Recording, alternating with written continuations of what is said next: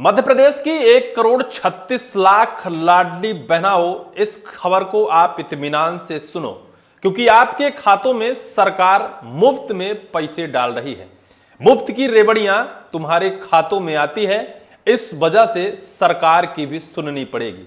सरकार ने एक घोषणा कर दी है। मध्य प्रदेश भारतीय जनता पार्टी के अंदर एक घोषणा हो गई है कि आपके खाते में मुफ्त में राशि आ रही है।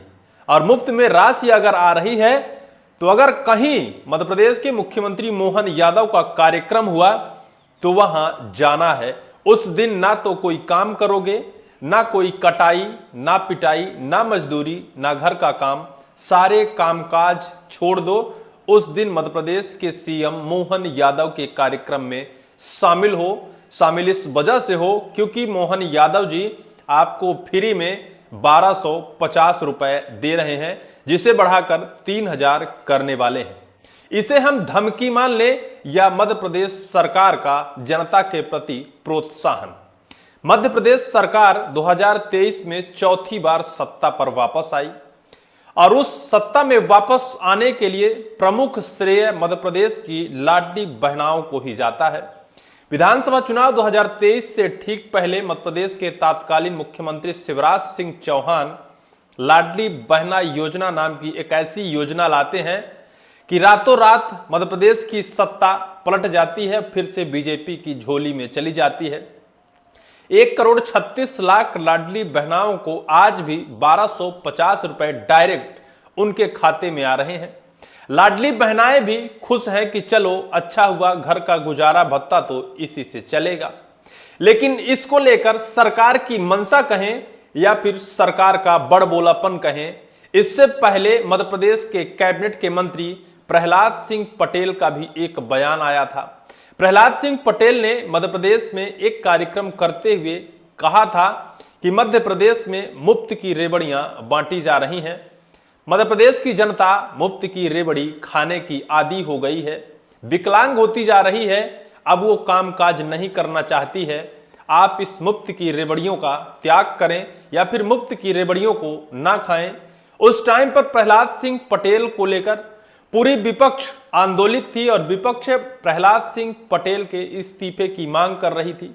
कह रही थी कि एक तरफ सरकार पहले जनता को मुफ्त में राशि हो, मुफ्त में खाद्यान्न हो या फिर ऐसी मुफ्त की रेवड़ियां जो जनता को डायरेक्ट फायदा पहुंचाती हैं, पहले तो सरकार बांटती है, फिर सरकार के अंदर बैठे कैबिनेट के मंत्री उसका गान करते हैं और जनता को लज्जित करते हैं।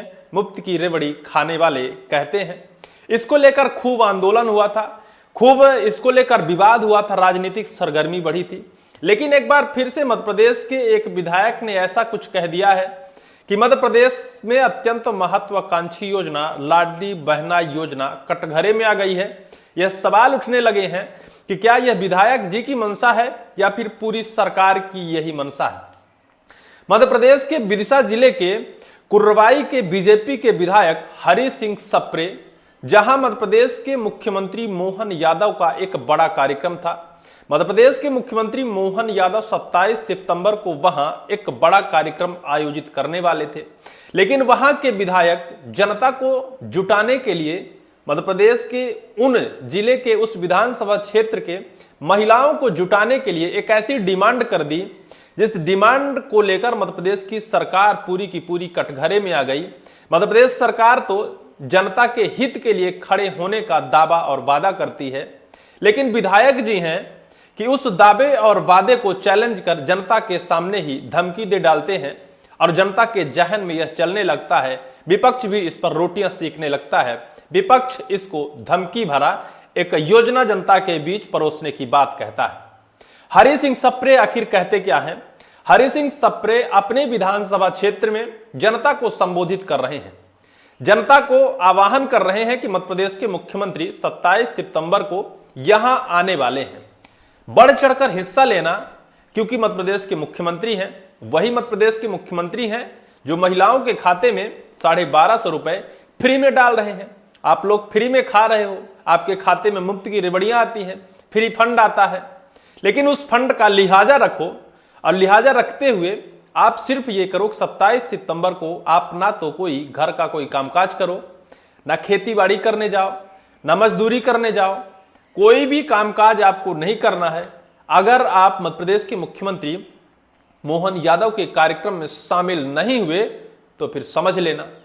ये है विधायक भारतीय जनता पार्टी के, वही भारतीय जनता पार्टी जो सत्ता में आने के लिए पूरी जोर आजमाइश लाडली बहना योजना को लेकर आई, और लाडली बहना योजना ही मध्य प्रदेश को चौथी बार सत्ता में वापस करने की एक बहुत बड़ी भूमिका निभाई। अगर लाडली बहना योजना मध्य प्रदेश में न लाई जाती तो हो सकता है कि मध्य प्रदेश की सत्ता वापसी भारतीय जनता पार्टी की नहीं होती। और यह रहा कि चुनाव से पहले ही बीजेपी ने महिलाओं के खाते में डायरेक्ट 1000 रुपए की राशि डालने लगी थी। यानी 2023 विधानसभा चुनाव से पहले ही यह राशि आने लगी थी।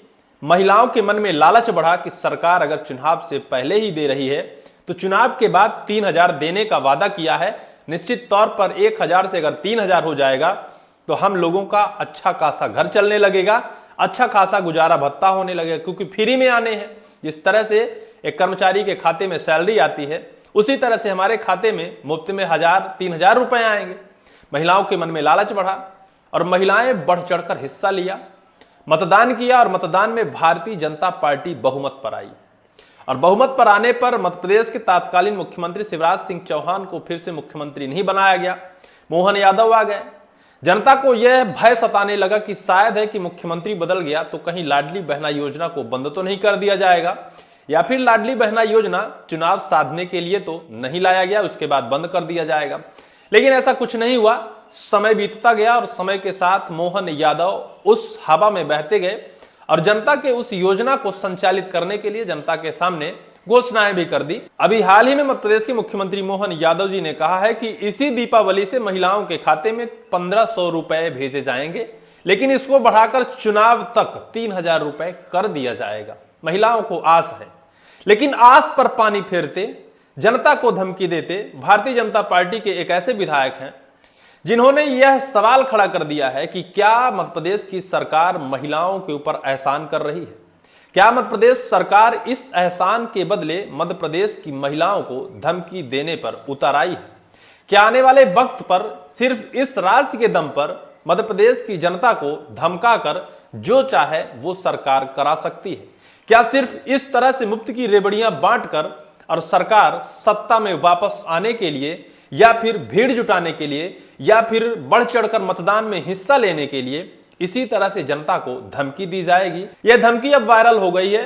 विपक्ष ने भी निशाना साधा है। विपक्ष के पूर्व के विधायक हैं शैलेंद्र पटेल ने कहा है कि बीजेपी की यही मानसिकता है, मुफ्त की रेवड़ियां देकर जनता को धमकाती है, डराती है, और यही चेहरा और चरित्र है, ऐसा कुछ विपक्ष के एक विधायक ने कहा है।